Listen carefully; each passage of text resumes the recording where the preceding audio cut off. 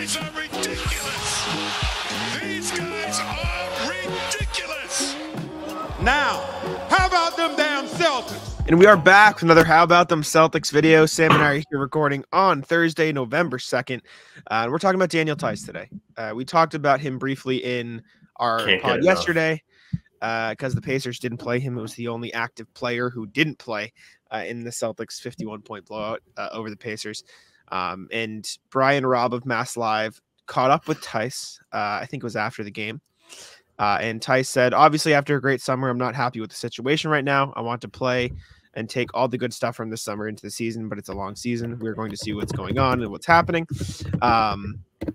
There's no communication. Sam, that's some serious ASMR you got there, brother. Yeah, what, the keys? It's loud as hell. My bad. I won't type. My bad. I don't have the actual mic today. That's all right. Sam's not home for this one, and I couldn't control the laughter. No, you're good. I couldn't control the laughter. It's like I don't even know if they can hear me. But Theis is not happy with his lack of playing time.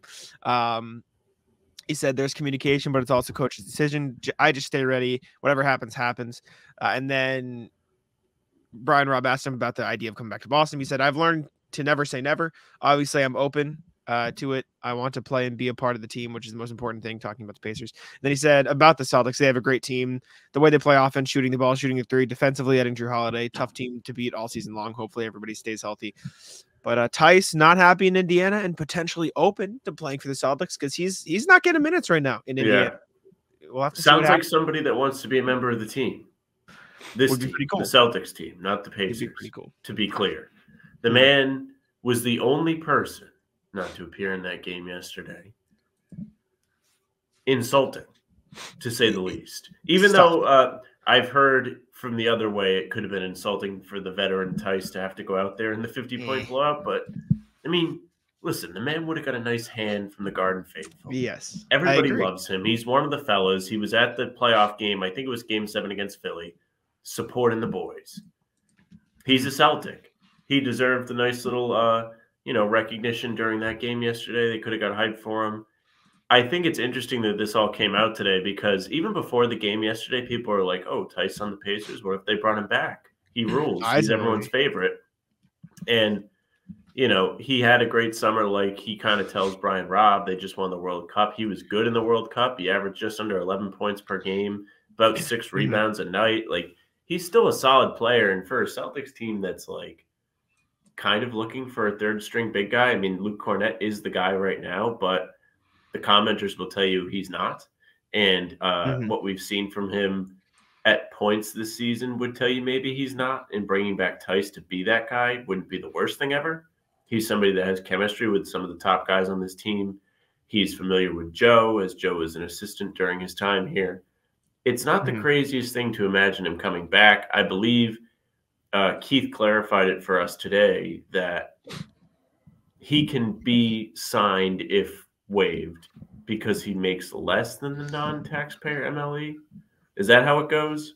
Something like that. This is where my dumb brain doesn't work, and I'm just as smart as the commenters.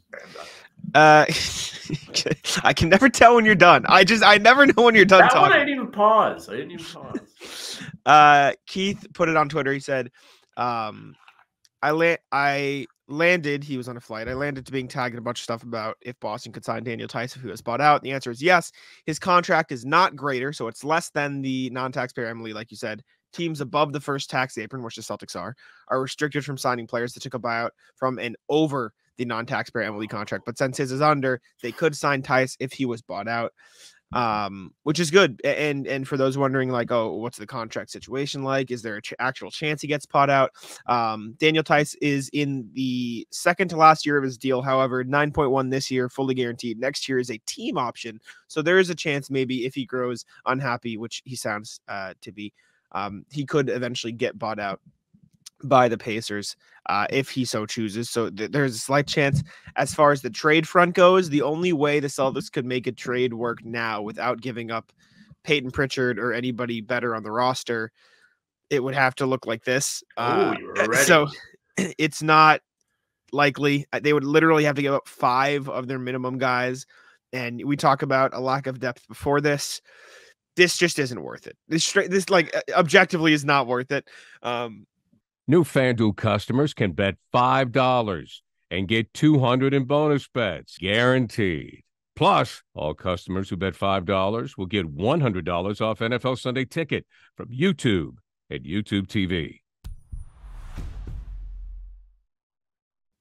So you probably won't see any deal like this. That said, if you did want to, I don't even think they're legally allowed to include Pritchard in a trade because they extended him. Let me check here though. He has a poison pill contract. So his incoming value, let me read it here. His outgoing value for the Celtics will be worth $4 million, but for the team that gets him, it will be 6.8. So like that's kind of the awkward part of it in a trade for that. Also, option. The Celtics do have a $6.2 million TPE. If they traded for somebody into that TPE now, they could then in 2 months or however long aggregate that $5 to $6 million salary with two of Luke Cornett, Svi Mikhailou, Delana Banton. Two of them plus that salary would get Gino Theis. So that's also an option. But if Theis were to return to the Celtics this season, it would almost certainly be in the form of a buyout and a sign because it doesn't seem like they're going to gather those assets for a trade. And if they do use that TPE, they'd probably go after somebody who could actually help them rather than a means to get another person later down the line. I mean, listen, I'm not even sure they can actually trade for Theis. I think he might. Does he have to get traded somewhere else first because they traded him to Indiana, or is that only applies in the same calendar season? So since it's been over, he can go back. Yeah. All right. Well, he's down. That man loves it here. Would be he down. Was hugging Brad before the game, talking to all the boys, the reporters, and everything. And I would love to have him back. Would he be the most times, most tenures as a Celtic, him and Marquise Daniels for three different stints with the team? That'd be pretty impressive. It's just you can't get rid of him. But who would want to? I mean, look at him. Absolute menace, great nickname, good size. He's pretty athletic. He's on the decline probably production-wise, but still. He's only 31. It's not like he's 36. He's only 31. I excuse me, especially with how he did in the World Cup. I think he still has some juice left. World champion. I will also championship pedigree. The biggest reason Joe Mazzulla and the Celtics like Luke Cornett is because he's familiar with playing in their system. I mean, you're not going to find a guy more familiar than playing in the system than Daniel Theis, and I don't think it's unfair to say that Daniel Theis is a better player than Luke Cornett. I think it's. I would say it. I think most people. I would say it. Daniel Theis has just been solid wherever he's gone. He's a 7-6 guy, or 7-5 guy, I should say, on his career. Had that one season in Boston where he averaged over a block a game. He's a good player. He's quality. In the minutes that he does play, he can shoot the three a little bit. He's not great, but he can space the floor when asked. I would love Daniel Theis back in Boston. I think a lot of Celtics fans would agree. I just think his game fits well for the bench role too. He's pretty versatile in things he can do. Like you said, he can kind of make threes. It's not the most reliable thing, but he's a good finisher underneath. He can play okay defense. He's not going to be a Embiid stopper, a Giannis stopper. He's not going to be able to hang with the gigantic guys. That said, he is another body. I'm more comfortable throwing him at those guys as a body than Luke Cornett in the sense of he'll be more physical. I mean, the fouls will be coming. Yeah, but you got to foul him. That's the point. He's the fouls will be the refs will be no problem. That guy's out there, whistle, easiest foul call ever. He's 6 extra fouls. It's exactly what you want to see. If he comes back though, then a little awkward. Him and Jordan Walsh. Did he get Jordan Walsh, or did Jordan Walsh get his blessing to wear 27? They'd have to pay him. Yeah, he would definitely pay Jordan Walsh a couple, a little bit of money. Say, give me the number back. It's for the brand. You got to. And also, not for nothing, Daniel Theis is a motherfucker when he's setting screens. He sets some hard fucking screens. The seal? Dude, he is. Yeah, the seal would be. The seal is the hardest move in the game, dude. If he can teach Porzingis how to seal, free dunks. He's got to teach Porzingis how to seal. That would be pretty sick.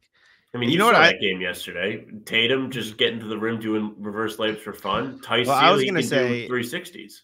I think he should teach Tatum how to seal. Imagine Tatum in that role, sealing, getting the rebounds, or even dump off. Drew Holiday gets contested at the rim, dumps it off to Tatum, and that's like, I don't know. I'm all in on a Theis reunion. I think it'd be awesome. The top guys to play like role players. He's like, this is how you just play and never touch the ball, but you're still effective. Tatum's just down there. He's like, okay, catch and dunk, down. Very down. Yeah. Huge Tatum, who's been posting. I mean, you sent me a shot chart today. Yeah. Sick. Oh, it looks shot chart. Nice. Oh. But yeah, I'm all in on a Theis reunion in Boston. Makes more sense now than ever with how their tertiary center position is looking like. Let us know what you guys think of Daniel Theis, potential reunion. Subscribe to How About Them Celtics, and I'll let Sam take it out. All right, well, thank y'all for listening. I'm rapping today. We appreciate it very much. Make sure to check us out on Spotify and Apple. Leave us ratings there. Subscribe to the channel, How About Them Celtics. Like I said, let us know what you think of Daniel Theis. You can follow me on Twitter at JacksonMoneNBA. You can follow Sam on Twitter at SamLaFranceNBA. That's it for us. Bye. Tic-tac-toe.